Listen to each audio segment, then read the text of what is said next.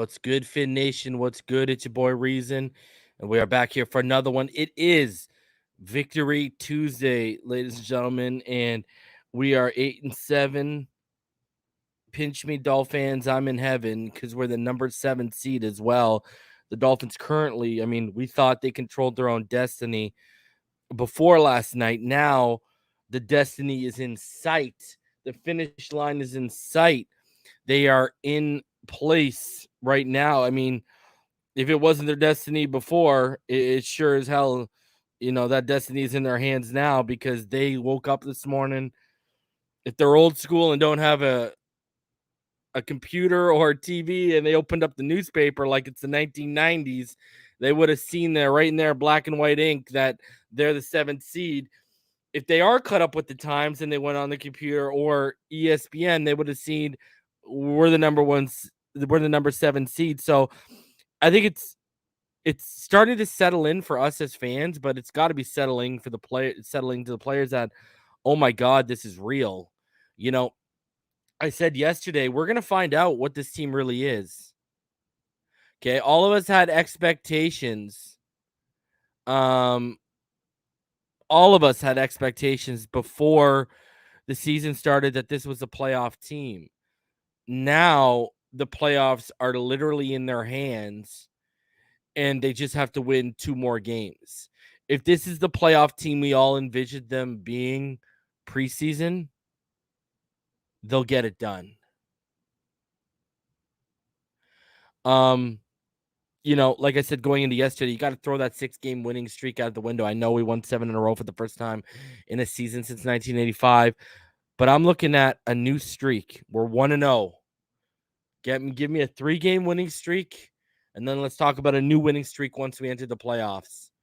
But that's my 1 game at a mentality time. These 3 games matter the most, so I got to take them one at a time. So, it's kind of crazy to be sitting here on Tuesday, December 28th, after spending all of September and all of October in a deep, dark pit of despair and woe as Dolphin fans, to now we are staring down the barrel at a playoff berth, potentially the first playoff berth of the Brian Flores era.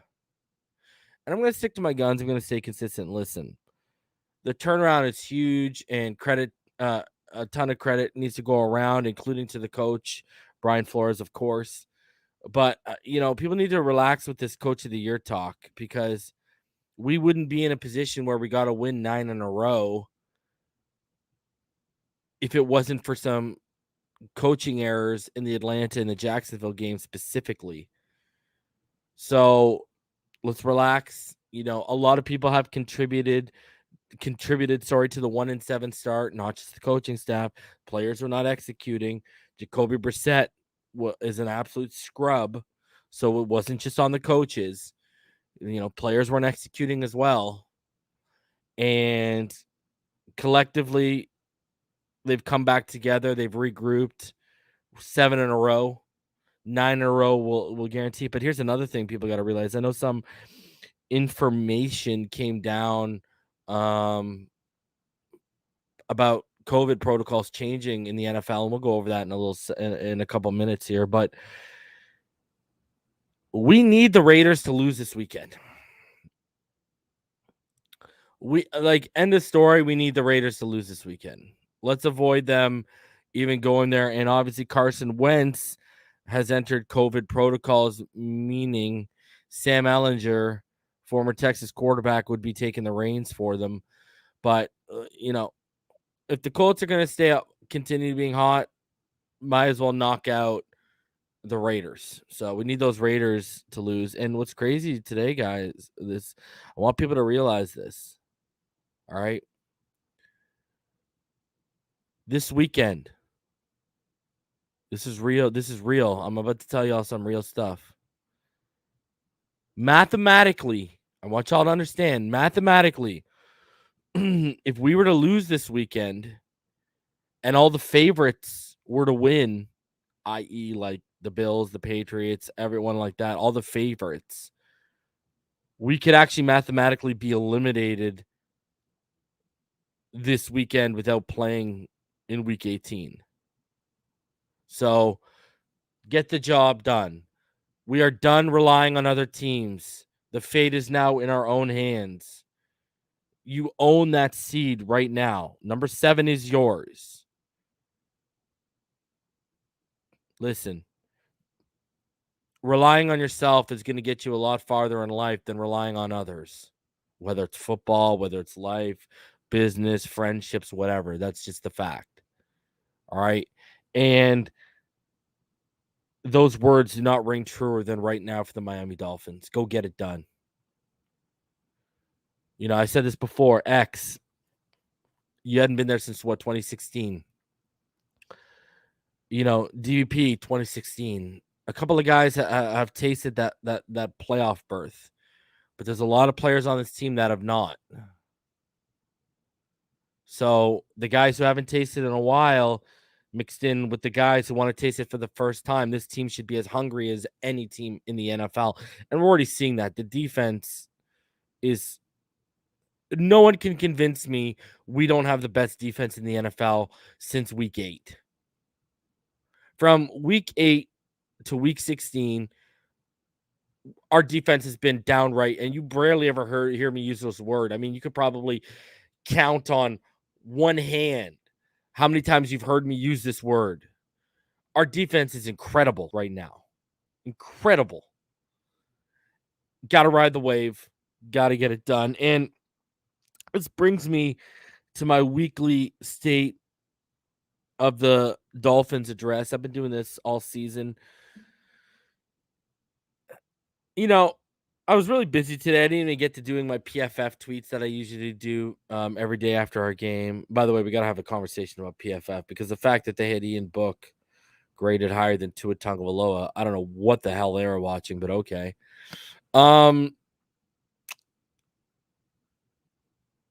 I log on to Twitter today, and it's already like 5-6 hours old by the time I log in because I was just busy today. And, you know, we got ESPN. We got all these different segments. Are the Dolphins contenders or are they pretenders? Marcus Spears out here calling us pretenders. All this nonsense. Listen, and people are trying to say, oh, well, who have they beat? Well, first of all, and that includes you. I've gone at this guy before, Ben Volen. Okay, who used to cover the Dolphins. Now he covers the Patriots. All right. And he's always had it out for Tua since we drafted him. This guy's, oh, they've beat these quarterbacks, and he lists the quarterbacks in their winning streak. Okay. I've been telling y'all the whole time that the offenses we've been beating are inept, but the defenses we're beating are good. If you look at this 7-game winning streak, we have beaten respectable to good defenses. And at some points, at the point of time that we face them, great defenses, i.e. the Panthers when we faced them had the first ranked passing defense and 6th ranked rushing defense. You know, you look at this weekend, okay, the Saints were 25th against the pass, but they're the 6th best rushing defense. You know, you look at when we faced the Giants had the 17th best passing defense. By the way, shout out to Fred for 2 $1.99 sticker donations before we went live. I forgot to let me get that out. And now shout out to G Firm 456. He says Tua will never reach his full potential with Flores as coach. His vertically integrated style of coaching affects the offense with all that short-ish. Well, you got a good argument, G Firm. I ain't gonna argue you. You know, if Flores gets the coaching right, like if he finds the right offensive coordinator and the right staff on the offensive side of the football, that's what needs to be done. Flores basically needs to find a veteran offensive coordinator and guys that know what they're doing on that side of the ball. Emile Jean-Pierre should be gone. Eric Studesville should be gone. And he should wipe his hands and say, you guys take care of it. I'm going to focus on continuing to make this defense elite. That's what we need. We need that right there. We need that. So, but that's a pipe dream right now. But anyways, you know, they're naming all these quarterbacks that we beat. And like I said, you know, the Giants were the 17th best passing defense when we faced them. I mean, we lost the Atlanta Falcons, but he put up 290 plus over 290, 4 touchdowns, 2 interceptions. They were the 12th best passing defense at the time. Okay, so my whole point is we're facing defenses, and we didn't even beat Atlanta. But my whole point is we're facing defenses through this 7-game winning streak that are either respectable or good, or really good, I guess, in the case of the Panthers when we face them. But you know, you play who's on your schedule. I mean, the Patriots have 8 wins, right? No, they have 9 wins, right? I believe that they have 9 wins. You look at the Patriots who have 9 wins right now, okay? And, I'm seeing this stuff. Why is no one talking about the fact that, oh, I don't know, 6 of the Patriots' 9 wins are against teams that are below 500? Do people realize that? 6 of the 9 Patriots wins are against teams that are below 500. Holla at me.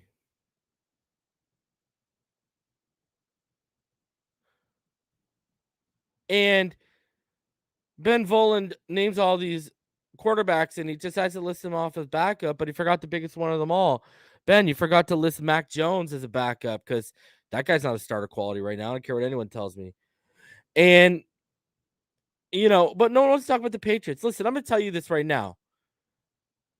There's a reason why we're the only team in NFL history to lose 7 in a row and then come back and win 7 in a row in the same season. Do you know how hard it is to win 7 in a row in the NFL, let alone to win 7 in a row after your team's in the dumps after losing 7 in a row?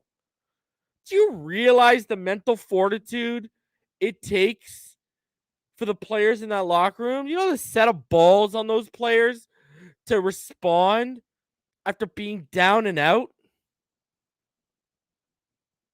Like, people are dismissing this like this is some small feat. Now, again, I think it's a huge feat, but the only reason I'm not giving Coach Flores Coach of the Year nods in my estimation is we should have been 1-7 to begin with, and a lot of it we can attribute it to, one of the main contributing factors was our defense for the first 8 weeks, and like if we would have started 3-5 and then this guy runs off the table on a 7-game winning streak and we make the playoffs, I would be banging the table for Brian. Even 2-6, I'd be banging the table for Brian Flores. But the 7-game losing streak is unacceptable. That's too huge of a blemish, and that's such a big hole for any team to come out of. That's why no team that started 1-7 has made the playoffs before. Like, do people realize what's happening in front of them? And you want to call us pretenders? Hold on a sec. Aren't we turning into the team all of you on ESPN and all of you on these different outlets thought we were going to be? Yes, y'all may have not liked Tua, but y'all thought we were going to be a playoff team because of what was around Tua defensively, et cetera, et cetera. So now we're playing to that level and we're pretenders. We become the team that everyone wanted to see us become preseason over these 7 games, and we're pretenders. No, I'm going to tell you right now what we are. We are 12th man. Coach of the Year doesn't take Coach of the Year. That honor does not include playoffs. Voting, playoffs does not. It's impacted. It's all regular season. We are the biggest threat in the NFL right now. We are the biggest threat in the AFC. Tell me we are not the biggest threat in the AFC. Tell me. Someone tell me that right now. Let me know. Who's a bigger threat than us right now? Name a team that believes in themselves more than we do right now. Name a team that's clicking the way we are right now. The Miami Dolphins are the biggest threat in the AFC right now as it stands. as we sit here on Tuesday, December 20th, now, it may change. We may be sitting here next Tuesday and we lost. Sure, but I'm saying right now, heading into this game on Sunday, the Miami Dolphins are the biggest threat in the NFL. If you are not taking us seriously, we're going to smack you around and we're going to smack you in the face and we're going to beat your ass on Sunday.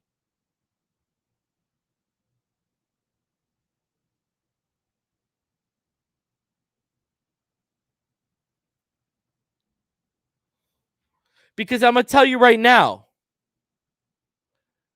Patrick Mahomes don't want to see our defense right now. Remember, Patrick Mahomes got exposed in the playoffs in the Super Bowl last year. Not exposed, but his team got exposed. And what did the Buccaneers say? That they followed our blueprint. We are the ones that laid the blueprint on how to beat Patrick Mahomes. Us. Now you want to see us right now? Patrick Mahomes don't want a piece of this shit. I'm going to tell you right now. Because here's the thing right now. If y'all didn't learn it last year, I'm going to tell you it right now again. Defense wins championships. This is why I keep saying, I don't give a shit about those big, sexy throws. Give me an efficient guy who's going to make 3, 4, 5 throws when I need him to make them. It could be efficient for the rest of the game, and we're good. With this defense, we're good.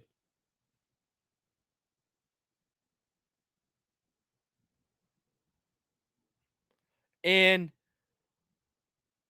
hey, I'll be the first to admit, Tua was average against the Saints. Tua, to me, was below average against the Jets. But you look at the first 5 games of that winning streak, well, since the Baltimore game, that kid was lights out. So there's no reason why I don't think Tua's going to... I'm going to tell you right now, mark my words. Mark my words. Watch Tua. Tua's about to play up to the competition over these next 2 weeks. You watch.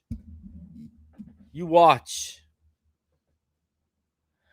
Because I'm going to tell you right now, if Patrick Mahomes don't want to see our defense, what do you think Tannehill wants?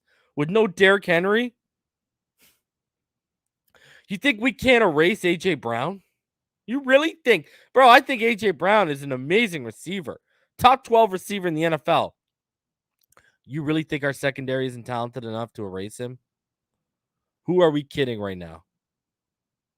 It'd be one thing if we had 2 or 3 other guys we had to worry about between tight ends and the rest of the receiving core and a running back out of the backfield. We don't got to worry about that.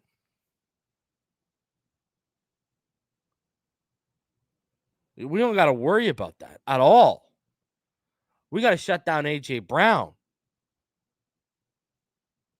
And I'm going to tell you right now, if we beat the Tennessee Titans in Tennessee, we're making the playoffs. We're going to roll through the Pats.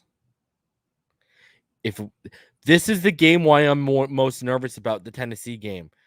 And I'm going to tell you all why I'm the most nervous about this. Because this is the game I believe that if we win, we're for real and watch out. In the sense of we can win a playoff game or 2. I truly think if we win this Tennessee game,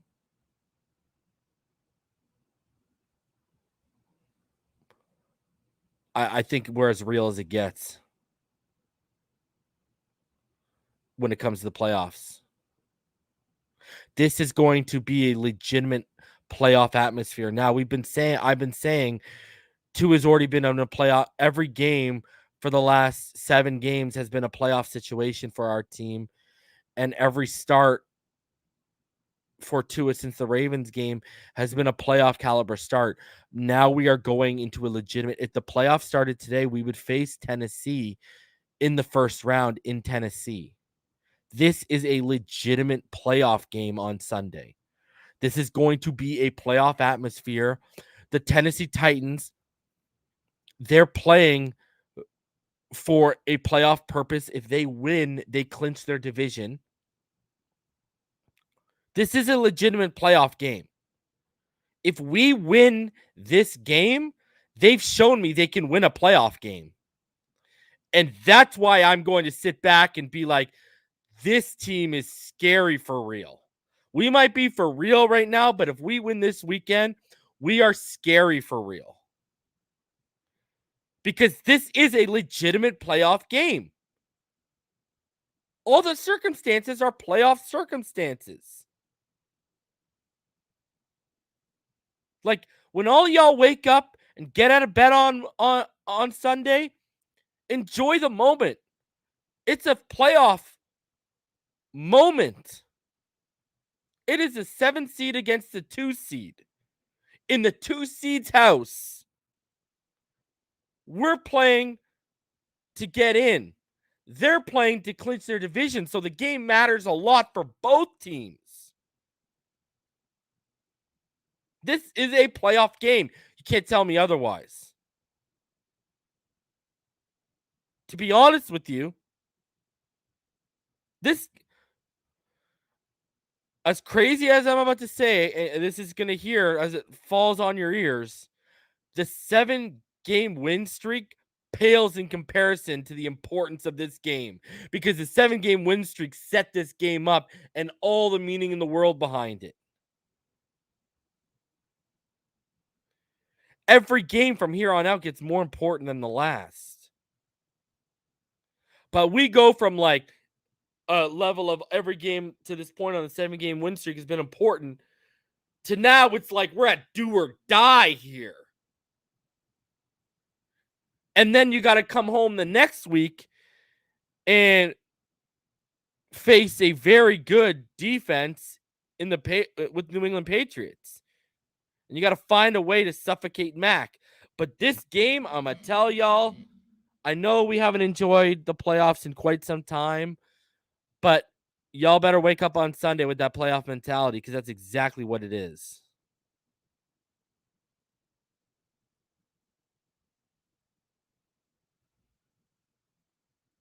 It is absolutely imperative that we get this W, because I'm going to tell you right now, you think this team believes in themselves right now? Wait until if they can pull off a W this weekend.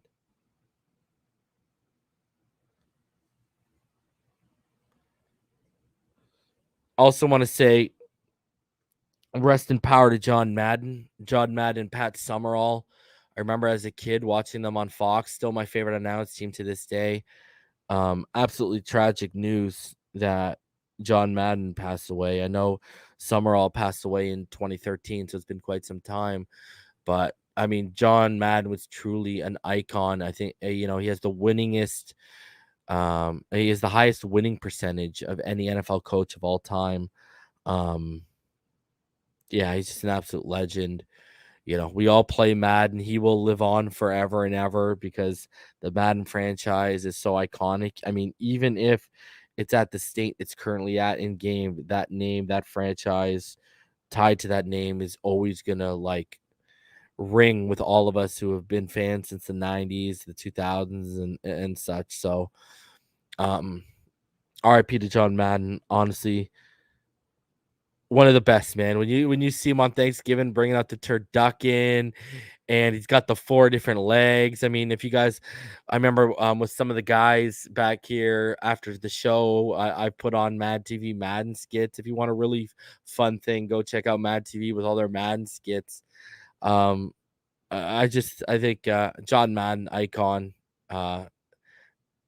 85 years old, absolute legend. And honestly, like I said, him and Pat Summerall, I loved watching them call games. Some of the best Sundays of my life as a kid. So, RIP to John Madden. All right, now with all that said, let's dive into a lot because we got a lot to go over here. COVID protocols have been changed. We're gonna get into that. We're gonna obviously go over the snap counts for the offense and the defense. We're gonna get into the PFF grades. They are something. I can't believe Ian Book finished with. I'm shocked. We'll get into the next gen stats and as well as the passing charts. So we'll look at how those passing charts stacked up. I got a really good chart courtesy of the homie and friend of the show, Dante Colinelli, that we'll go over. So yeah, let's start it off. And let's start off with this COVID news because I think it's quite interesting. Because remember, I wanted to tell you guys there's a couple COVID things we got to go over here, but I want to go over first the new announcement that came down, and then I want to go over uh the Miami Dolphins added some players, including one key player, to the COVID reserve list. So I want to go over that. And then I think I want to give you guys I think I'm going to give you guys an updated cuz guys, the COVID number with Tennessee, that is rising and rising and rising right now. So I want to I want to show you guys that too. All right. So let's start off here. And we are going to start off so here is what's going on with COVID. So we have confirmed the NFL is now the first pro sports league to adapt its COVID-19 protocols to align with the CDC's new quarantine recommendations from 10-day to 5 days for asymptomatic individuals regardless of vaccination status. There is no testing requirement for NFL players to be released from quarantine after 5 days, source confirms. So this will all hinge on players honestly reporting their symptoms after testing positive. So basically these players can test positive, and if they are considered asymptomatic, they are only going to have to be quarantined for 5 days and then they could be out. So you could test positive on Monday, be deemed asymptomatic, quarantine for 5 days, and you could be back for Sunday's game. That's basically what they're telling us right now, if you are deemed asymptomatic. So the regulations obviously are changing. And I mean, it is what it is. This is what's happening right now. It sucks for teams like the Texans and the Saints that they've done this because they had to do 18-21 without players in their games. But I mean, it is what it is. So, um, uh, yeah, so there's the information on the COVID change to the NFL as it currently stands. And then okay, continuing on here. The Dolphins, with that said, now the Dolphins had some COVID announcements today. And what happened was Adam Butler, John Jenkins, Brandon Jones, and Preston Williams have been added to the reserve COVID-19 list. I mean, I'm going to make a joke. You guys can take it however you want it. But look at that. Preston Williams finally caught something this year. So the COVID, all those players have entered COVID protocols. Obviously, Adam Butler, John Jenkins, and especially Brandon Jones are, key contributors to our defense, especially Adam Butler over this 8 week, the last 8 weeks. He's been huge for us. So, and Brandon Jones, I mean, Brandon Jones leads all DBs in the NFL in sacks right now with 5. So, um, absolute brutal for players. I think we are up to, I believe we are up to 13 players on COVID reserve right now. So that's your update. That's what happened to us. Now check it just to give you guys an update of where the Titans are at though, because oh boy, the Titans. Now they've got some key names on their COVID list today because they added more players to their COVID list. And this is their updated COVID list: is Taylor Lewan, which is a huge loss. Kendall Lamb, Julio Jones, Nate Davis, Buster Skrine, Bud Dupree, Nick Westbrook, Akine, Cody Hollister, and Caleb Farley. So they've got some big names on there too, that especially defensive side of the football. And Taylor Lewan, that's a huge loss if he's not going to be playing. But obviously, both teams can potentially be helped out. And like I said, Carson Wentz has entered COVID protocol, and we, just for sake, we want the Raiders to lose this weekend. And Carson has entered it. So hopefully Carson comes out. It can come out in 5 days. But there you go. Updated COVID list and COVID roster moves for both teams heading into this Sunday. I can only imagine where those lists may be by Friday. So we'll, obviously, we're gonna have to keep our eyes on that because cases are rising in every league. I mean, the NHL canceled 9 more games today. The NHL is actually, I believe, canceling the majority of games in Canada over the next 9 days because we have different regulations up here than you guys do down in the United States right now. So, Jeremiah Julio has been a massive disappointment this year. The guy's been hurt. Now he's got this. So, and Todd, I agree with you. If I was a player, I'd be staying locked up in my house too. Put me in bubble wrap and put me in my bedroom. I'm chilling. So we'll see how that rolls. Now let's get into the snap counts like we do every week here on Finside the NFL. Snap counts always tell you a tale. So let's start off with the offensive snap counts. So obviously Shaheen was back this week, but did not affect Smythe and Gesicki's workload. And once again, Durham Smythe, yet only by 2, did outsnap Mike Gesicki. But you see how much both of them are being used. So especially with a guy like Albert Wilson going to be out, right? If you look at the running back room, 23 snaps to Johnson, 20 to Gaskin, and then 19 to Phillip Lindsay. They were kind of, it was a pretty balanced and shared equal opportunity backfield. I would have liked Lindsay getting some more touches because he was doing a really good job of falling forward. To be honest with you, I would have cut into Gaskin's workload. Like Gaskin, I probably would have had down to 10, and I would have had Duke probably around 25, and I would have had Lindsay probably around like 27, 28.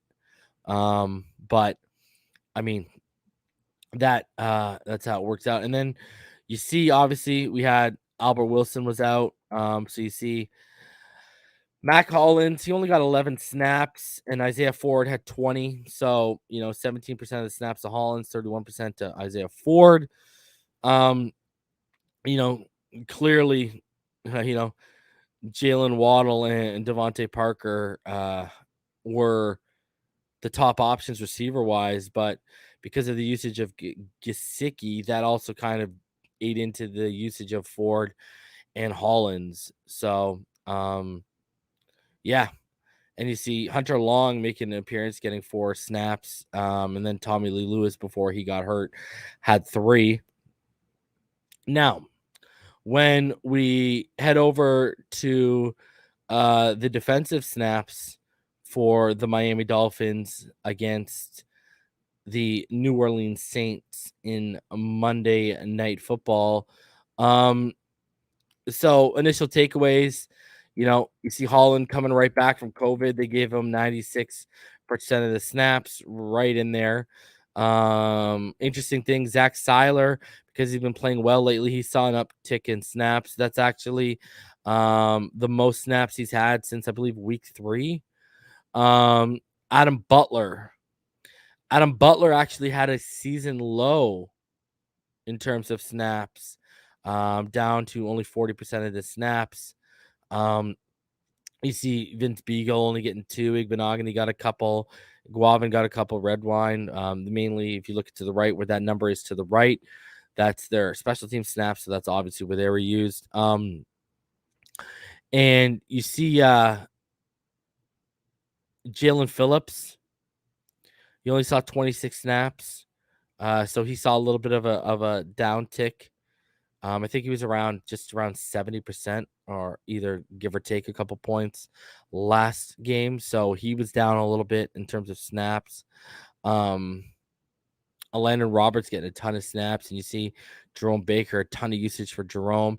Andrew Van Ginkel getting a ton of usage, 87% of the snaps. Massive for Andrew Van Ginkel, who sees a big uptick in his snap count this week on Monday Night Football. And it must have been because of last week. He was getting there. They shifted him to the other side. He got there. You know what I mean? So, and Phillips, man, I got to say this about Phillips. Shout out to Jalen Phillips, because, guys, you know, we look at Jalen Phillips, and he's putting in so much work. He's almost getting there, and then he's just not finishing off. I feel like Phillips is so close to 10 sacks. Like, I'm hoping in these next 2 games he has a game where it just goes off. I mean, we all know Tannehill has such terrible pocket presence. Hopefully, Phillips, if he keeps working, he's going to get there on Tannehill. I truly believe that. So yeah, that is the snap count for the Miami Dolphins defense. All right. Now, with all that said, let's jump ahead. Let's go get into someone's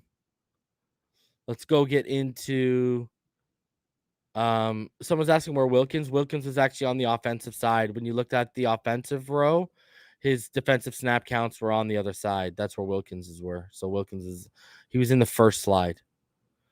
All right, let's get into the PFF grades. South Florida Don, how good is the Tennessee front seven? Very good, dude. Very good. Front seven is very good. All right. When we look at the offensive grades, Tua, his grade wasn't as bad as last week, but it wasn't very good. So Robert Hunt led the way with a 90.8 grade. Guys, Robert Hunt is settling in. I mean, we're seeing it on tape already, but it's funny because the PFF analytics are actually backing it up a little bit. And I mean, you look at hold on a sec here. You look at Robert Hunt right now, man. I mean, he is just playing out of his mind. Robert Hunt right now amongst PFF grades, I think he ranks 4th amongst all guards in overall grade since week 12. Look at this, man. Look at that. A 90.4 run blocking grade. Jesus, good God. Man. Whew. All right. Now, Jalen Waddle was number 2 with an 87.7. Tommy Lee Lewis, I don't really count. You got to have 25 snaps or more for me to really count. Like even Mac, he's got, if you give him a minimum 10 snaps, then Mac will count. But Mac's up there. Wilkins, look at this. But look at the rest of the offense did not grade out very well at all. I mean, look at the dip off. When we go from 25 snaps or more, you're going from Jalen Waddle at an 87.7 down to Dieter at a 59.7. Whew. So it is. And then when we go to the bottom here, you see the bottom 5. Philip Lindsay had a 41.3. Liam Eichenberg had a 43.2. Shaheen had a 47.6. Davis had a 47.8, and Tua had a 48.3. Parker had a 49.4. So not very good at all. And I mean, I don't know how Jacoby Brissett has a 58.9. I don't know what they're talking about. What, did he hand the ball off really well? Because the one play he tried to make something happen was a disaster. So you see Austin Jackson, 57.3, back to being unimpressive. Now, when we look at the pass blocking grade, I thought we'd be higher than this, but they only attributed 9 pressures. So we are higher than what we've been the last couple of weeks, but not by much. And Jesse Davis led the way with 4 pressures, 1 sack, 3 hurries. Austin Jackson allowed 1 hit, 2 hurries. Eichenberg allowed 1 hit, 1 hurry. So all 9 pressures came from players. And I mean, Dieter, I don't know what's going on here, because I saw Dieter get blown up a little bit on the interior. I think the All-22 might tell us a little bit of a different story tomorrow. And by the way, guys, 2 his days here on Finside the NFL will be tomorrow night. Me, Martin, and Ball Game. We will break down every snap and drop back of Tua Tagovailoa from Week 16 against New Orleans. We'll break down what he did well, what he didn't do well, et cetera, trends we're seeing. So when you look at pass blocking, still good. My whole issue is, look at the 28 pass blocking grade by Jesse Davis and the 33.1. Oh my God, awful. Oh, so bad. So bad. All right, continuing on. When we go into passing direction and pressure. So you see Tua, he was 1 for 3 beyond 20, according to PFF. He had that big completion to he had that big completion to Holland to the right side, and he had the interception over the middle. On the on the intermediate level, he was 3 of 5. So, and then obviously short distance, he was 8 of 11, and then behind the line of scrimmage, he was 7 of 7. So when we look at pressure, when he was actually kept clean, he was 15 of 20 for a touchdown and an interception, for 135 yards.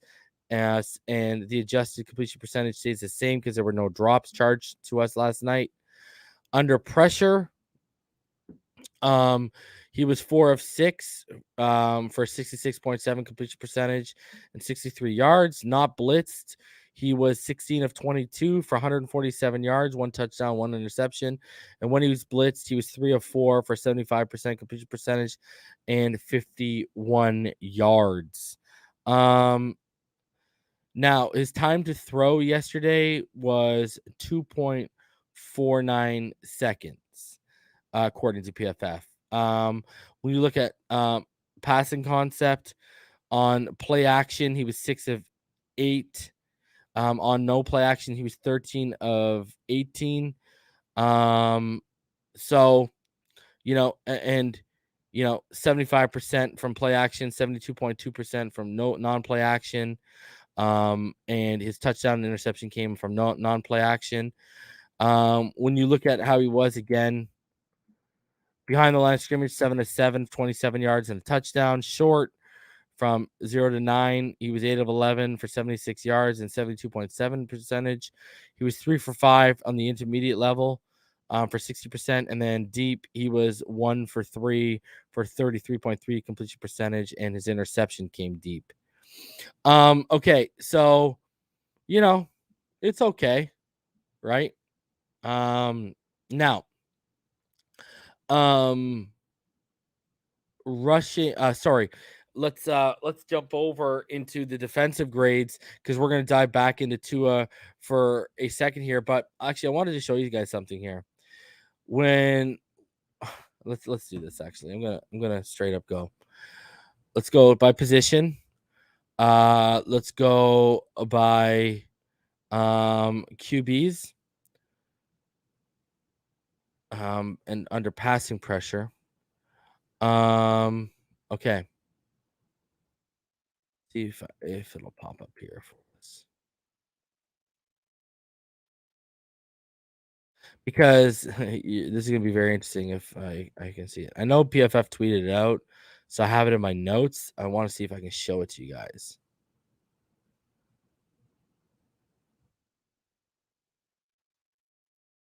Okay, so I believe this is okay. So the first little side was under pressure. I believe this is in a clean pocket. Let me see this. Okay, so you see right here it says kept clean, right, guys? Right here at the top here it says kept clean, right?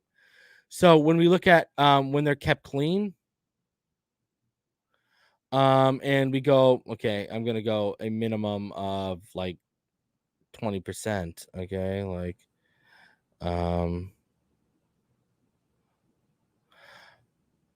right. When we look at quarterbacks right now, who are legitimate starters in the NFL, guys, Tua Tagovailoa is at the top of the list right there. And what he's at the top of the list at right now is eh, he has the highest completion percentage in a clean pocket of all starters in the NFL right now. He has a 76.3 completion percentage when he's kept clean. And look at that, 12 touchdowns, 3 interceptions when he's kept clean. Look at that touchdown to interception ratio. Only Aaron Rodgers is better in terms of ratio, right? Like I'm talking about ratio. Look at Mac Jones when he's kept clean. 71.6, 12 touchdowns, 8 interceptions. And and that could be obviously higher if he would have played more, games. But Tua Tagovailoa right now, guys, highest completion percentage in the NFL in a clean pocket. Another crazy thing, the best quarterback win percentage in November, December since last year, since the start of last season. So the last 2 seasons, Patrick Mahomes is 16-0, Tua is 11-2, and Aaron Rodgers is 12-3. Look at there's those 3 names there again, kept clean. Best career quarterback win percentage amongst quarterbacks drafted since 2019. Number 1, Tua Tagovailoa, 632. Number 2, Mac Jones, 600. Number 3, Kyler Murray, 489. Number 4, Justin Herbert, 467. Number 5, Joe Burrow, 460. And I know people are really ripping on yesterday. I want to put something in to perspective right now for Tua. If you go by the Saints and their game by game passer rating from week 11 to week 16, they allowed a 72.7, a 115.2, a 79, a 57.1, a 59.8, and last night they allowed a 91.5. So since week 11, Tua has the second best passer rating against that team.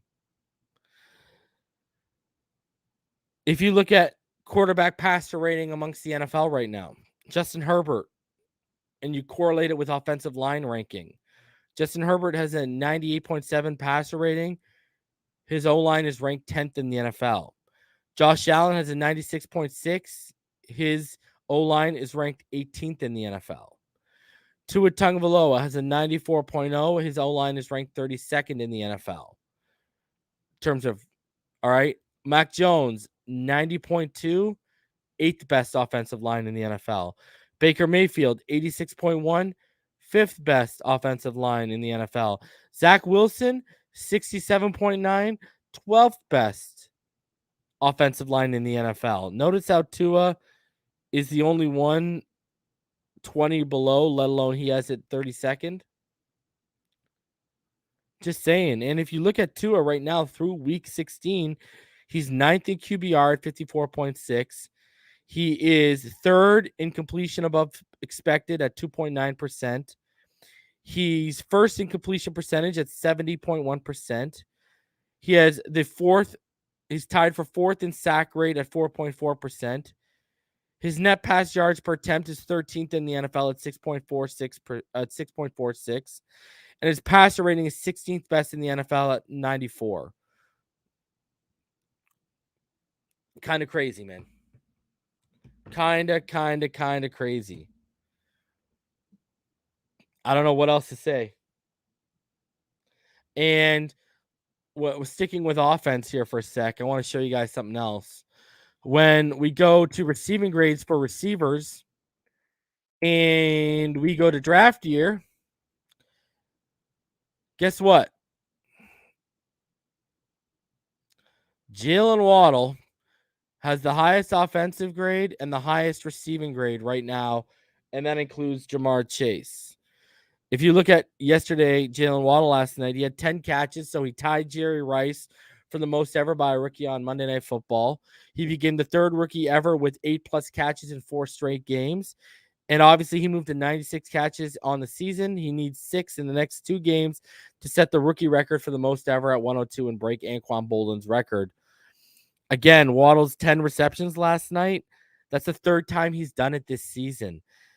He's the 2nd rookie in NFL history to have 3 10+ catch games, joining Odell Beckham Jr., who had 4. Waddle is the 4th overall player in history with at least 3 10+ catch games. Jalen Waddle ranks among rookie receivers this season. He's 1st in receptions. He's 1st in targets. He's 2nd in receiving yards, and he's tied for 2nd in receiving touchdowns. Like, Jalen Waddle is out of this world right now. Once he breaks that rookie reception record, I'm banging the table for him winning Rookie of the Year. I'm sorry. All day. Jalen Waddle is special, my friends. And I remember idiots on Twitter were trying to argue me that he would be a bad pick. He'd be a horrible pick. This is coming from the guy who I wanted Penei Sewell more than anyone, but I knew we were going wide receiver, and I said Jalen Waddle's the guy to go. How's that looking right now? Looks like I'm a fucking genius right now, is what it looks like. All right. And so does Chris Greer for making the call. So let's get back. Let's get into the defensive grades because we got a lot to talk about for the Miami Dolphins here. So the defensive grades are as follows. The highest graded defensive player was Christian Wilkins, who continues to have a phenomenal year, 87.4.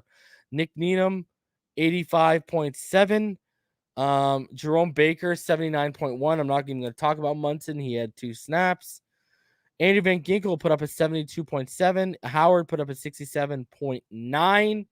Ogba somehow he had a 67.7. I don't know what they're talking about.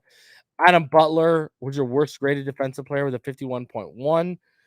Jalen Phillips was your 2nd worst with a 53.6. Seiler, who was around the quarterback all night and got a sack. I don't know what they're talking about. This is when I say he's the most underrated player in the NFL. 58.1. Raekwon Davis, 58.5. And Sam McGuavin, I'm not even going to talk about him. And then Landon Roberts is 60. Now, Raekwon Davis, man, I don't even know PFF grades. Our run defense, that guy's been the catalyst to the shift in the run defense. You can't even tell me any different right now. Like, seriously, the guy's been absolutely ridiculous. And talking about Emmanuel Ogbah for a second right now, guys. Emmanuel Ogbah, the list of players with 20 quarterback hits and 10 passes defended in a single season. 2018, no player did it. 2019, no player did it. 2020, no player did it. 2021, Emmanuel Ogbah. This man's stock, I said it before, I'll say it again. You should have took care of him before you took care of Jason Sanders and Jerome Baker. Listen, there's pieces on the defense that we cannot work without. Xavier Howard, Byron Jones, Javon Holland, Brandon Jones this year, Emmanuel Ogba, Jalen Phillips, Zach Seiler, Christian Wilkins. There's guys we can't live without. Jerome Baker's not one of them. I'm sorry, he's not. He's not. Emmanuel Ogba should have been taken care of.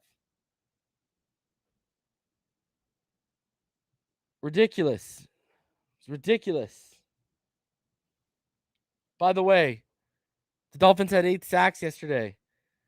That is the first time since September 30th, 2012 against the Arizona Cardinals, the Miami Dolphins had 8 sacks in the game. And the Miami Dolphins have never led the NFL in sacks before. Right now, the Miami Dolphins are number 1 in the NFL in sacks. Got the pass rush we needed. Now, continuing on. Coverage grades and coverage versus receiving here. Jerome Baker, he was targeted 4 times, allowed 3 receptions for 3 yards. And he had a drop. There was a drop against by Nick Vannett. Landon Roberts targeted 3 times, allowed 3 receptions for 37 yards.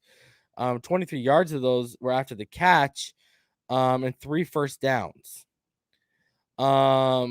Xavier Howard targeted 3 times, allowed 3 receptions for 29 yards, 1 first down. Only 11 of those yards came after the catch. And Eric Rowe, he allowed 1 reception on 2 targets for 6 yards. And then Nick Needham, he allowed 1 reception on 2 targets for 4 yards, and 1 pick 6. Byron Jones, 2 targeted twice, allowed 1 reception for 56 yards. 36 of those came after the catch. They charged it against him, that little Jordan Humphrey catch. I still can't get over the fact that it's little Jordan Humphrey. And obviously, oh,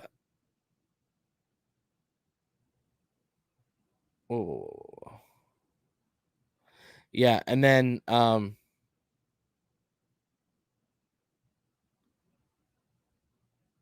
confusing the hell out of me right there. All right. Alvin Kamara, I am so proud of our defense and how they shut down Alvin Kamara yesterday. Fantastic. Targeted once, zilch. Against Adam Butler. Targeted once, zilch against Andrew Van Ginkel. So you see Marcus Callaway, the receivers didn't really have a chance yesterday. I mean, they weren't getting the ball out, let's be honest. When we go back to defensive grades for a sec here, and we specifically look at when we specifically go back and the one thing that doesn't show you guys is the passer rating and everything allowed. So Nick Needham, he allowed a NFL passer rating of 16.7 yesterday. Jerome Baker 77.1, and Van Ginkel 39.6. Xavier Howard allowed a 106.9. I think that's his highest. I want to say that's either his highest or second highest during the 7-game winning streak. Eric Rowe allowed a 56.3 when he was targeted. Byron Jones, he allowed a 95.8. And then Landon Roberts allowed a 118.1 when he was targeted. Adam Butler 39.6. Now, when we go to we take a look at defensively where we stand in certain things. Run defense, interior wise, run stop wise. Remember, Seiler and Wilkins have been 2 of the top guys all year. And right now, Christian Wilkins is in 3rd with 30. Zach Seiler is in 5th with 28. When you go ahead and you look at just to give you guys a rookie update of where, because I know it's been a while. Here's an update on where Jalen Phillips stands amongst his rookie class in terms of pressures and such. So he's still number 2 in pressures. Now they don't count Micah Parsons as an edge. They count him as a linebacker here. So, and also they count half sacks as full sacks for some reason. I don't know why. But still, he leads the way in sacks. In hurries, he's still number 2. Sorry, in hits, QB hits, he's still number 2. In hurries, he has dropped a little bit. He's down to 5. So, man, but hey, when you wipe out that and you go to passes batted, Emmanuel Ogbah, number 1 in the NFL right now with passes batted, by a wide margin. And you look at sacks, getting top 10 sack production from Emmanuel Ogbah right now from the position. Emmanuel Ogbah, he's getting it done, man. He's getting it done. So shout out to Emmanuel Ogbah, man. Guy's been an absolute stud. Pay that man, Miami. Pay him. Take care of him. All right. Continuing on, let's get into some next gen stats, and let's start off with something interesting for y'all. And that's this. The highest sack rate on non-blitzes since week 9, the Miami Dolphins at 11% are leading the NFL with the highest sack rate on non-blitzes right now. Unbelievable. Against the New Orleans Saints, they generated 6 sacks on 17 dropbacks of sending only 4 or fewer pass rushers. So, absolute good stuff from our front. Getting it done, baby. Getting it done. I mean, 8 sacks in the game is really going to boost it. Let's be honest. And 6 sacks a game week before against Zach Wilson going to help that number 2. But I'll take it, baby. All day, every day. Now, when we get into the passing charts for yesterday, let's start off with Ian Book. 12 of 20, 135 yards, 2 interceptions. You obviously see where his interceptions come from, inside the 10, and then at the intermediate level. Successful at the intermediate level on the left side. Didn't throw deep technically once, unless they're going to count that. Unless they're going to count that throw to the left, a deep throw. But I got to see, because the top of the dot is right on the 20. So I got to see where they count that. We'll see it when we see the next gen passing directional chart. So you look at Ian Book, nothing really to write home about. I mean, we expected that. The guy was a deer in headlights. He was dead man walking into that game. Let's not lie to ourselves. All right. Now to his passing chart. His passing chart looks like this. You see having success to his open side of the field, moderate success across the body to the right side, 19 to 26, 198 yards, a touchdown, and interception. You see the blue dot in the backfield. That's because I was on a forward toss to Waddle. It counts, forward toss. And you see the distance he had on that interception, about 33, 34 yards. But then he comes back with that strike, that absolute strike to Mac Hollins. So, there you go. Not too clustered. You know what I mean? One thing you see when you look at that chart, he's spreading the ball around. He's not staying heavy. So the ball is being spread around by Tua. Spread around the field, that is, because Waddle be getting his fair share. Let's not lie to ourselves right now. You know what I mean? All right. When we dive deeper into the next gen stats and analytics,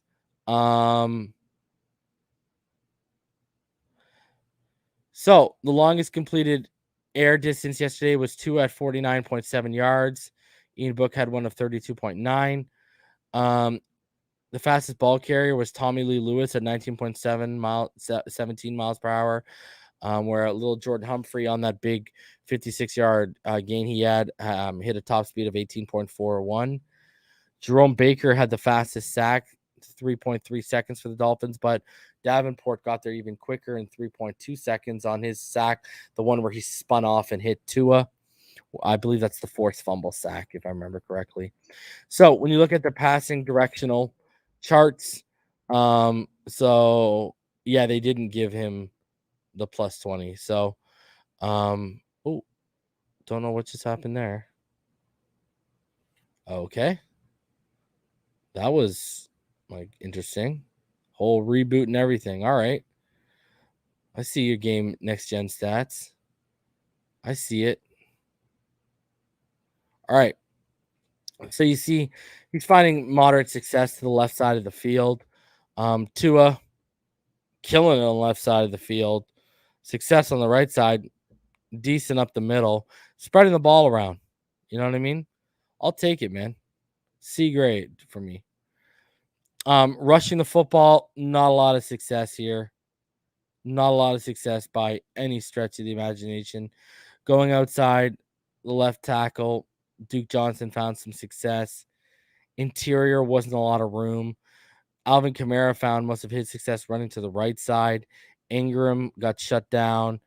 We're not even going to talk about Ian Book, but Philip Lindsay, he had a little bit more success running inside than Duke Johnson did, especially running to Robert Hunt's side. And then Gaskin, not really much to talk about with Gaskin, right? As usual. You kind of get the sense Gaskin's starting to get phased out. I mean, you look at it, 3 carries for 10 yards, while Philip Lindsay, 13 for 36 and 13 for 39 for Duke. Man, can these guys just average over 4 or around 4? Please. Give me 3.5 yards a carry and I'm happy. All right, receiving wise, separation.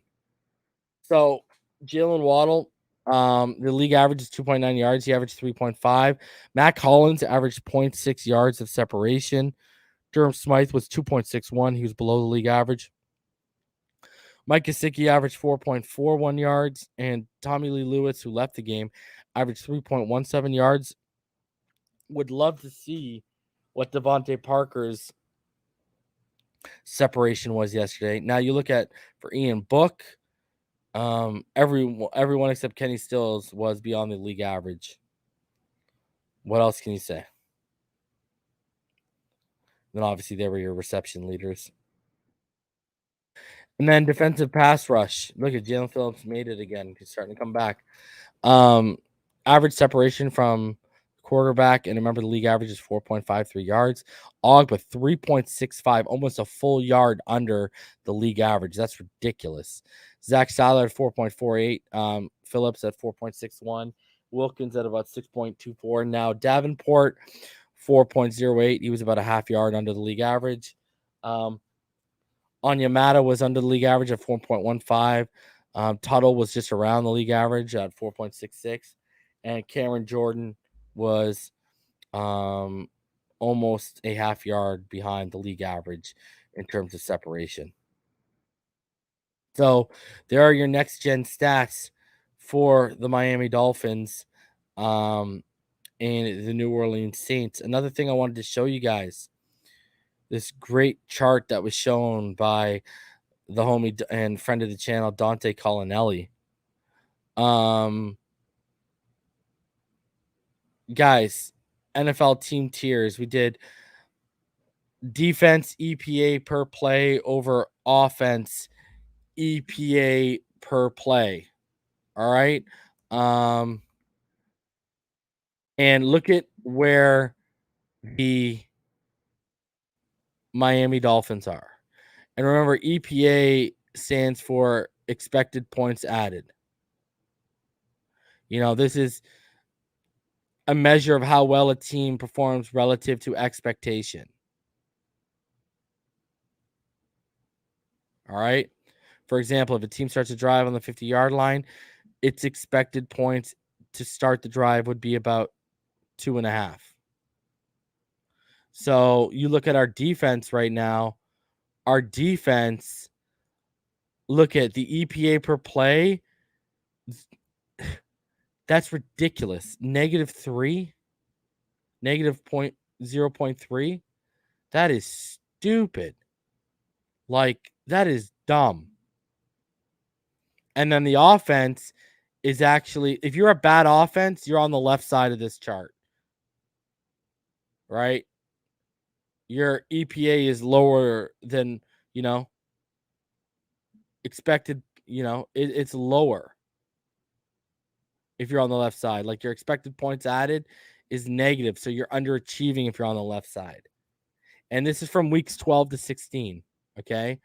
Our offense, it's better than the Ravens offense. Like, technically, we're right there offensively with the Bengals right now in terms of EPA. That's pretty good. So we're exceeding our EPA. So huge. Like, I mean, I know these analytics are a little confusing for some people, but man, I'm gonna tell you, that is when you see us massively exceeding expectations defensively, but exceeding expectations offensively at the same time in EPA, that's pretty good. So that's a good formula moving forward for the Miami Dolphins, and hopefully we can trend back into the right direction where we were basically, from that Ravens game to the Giants game as an offense. If we can get back to that, and the Jets off the offense we saw against the Jets, the offense we saw against the Saints, in terms of production goes away a little bit here, we'll be fine. We'll be definitely fine, man. I'm telling you right now, the Miami Dolphins are the biggest threat in the AFC. I don't care what anyone tells me. Guys, smash that like button. 315 of you in the room. If you are new, please subscribe. We're on our way to 6K. We're, just above 300 away. So let's get there. If you're new, shout out to all my patrons, my YouTube channel members. In the new year, I'm going to be coming out with a overlay that's going to be the way of shouting you guys out at the end of shows. Guys, tomorrow night we are going to be diving in to every drop back and every snap of Tua Tagovailoa from week 16 against the New Orleans Saints.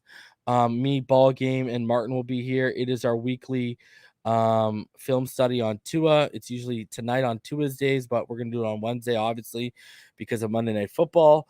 And then on Thursday, there will be no show. I will be recording Fin Too Deep with Neil Driscoll, as well as The Finish Line with Richmond Webb, our audio podcast that I have. And then on Friday, we'll be back here to preview the Miami Dolphins against Tennessee. And then on Sunday, we'll have the live reaction because, guys, it is the 7th seed against the 2nd seed this weekend. It is officially playoff season, baby. I can feel it. All right. I'm so hype. I'm so hype, man. Let's waking up on Sunday is going to feel like waking up to a playoff game, and it's going to be an awesome feeling, man, because if the playoffs started today, we'd be playing Tennessee in Tennessee, and that's exactly what we got this weekend, man. I honestly cannot wait, man. I can't wait. I can't wait. I'm hyped.